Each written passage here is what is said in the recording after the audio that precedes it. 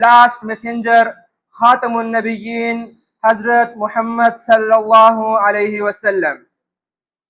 After that, I thank the head of Jamia Haqqania Bilal Masjid, Mufti Fazul Haq, and the special guest of this program, the chairman of Al Haq Foundation, Nabil Ahmad Minhaz, and with the help of this organization, we are going to start this language and computer setup.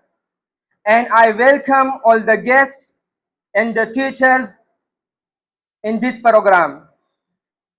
Dear students, let me express in front of you the broad and wide thinking of Islam by quoting the farman of Hazrat Muhammad sallallahu alayhi wasallam. عن زيد بن ثابت قال لي رسول الله صلى الله عليه وسلم أتحسن السريانية فقلت لا قال فتعلمها فإنها تأتين كتب قال فتعلمتها في 17 يوما رواه البخاري أو كما قال عليه الصلاة والسلام. Zayd ibn Sabit narrated, the messenger of Allah said to me, do you know the Syriac, the language of Jews? I said no.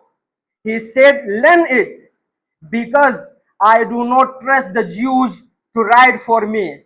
So I learned it, and it took me only 17 days. Only 17 days. And I used to write for the Prophet sallallahu alaihi wasallam and read when necessary. And he also taught the Persian, so he could communicate with other nations and people.